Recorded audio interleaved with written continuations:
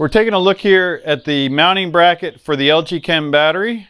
We can see how it's oriented with the tabs on the left-hand side and all the mounting holes in it. The manufacturer's instructions recommend at least 6 lag screws to mount this device. So let's go ahead and pick that thing up and put it on the wall.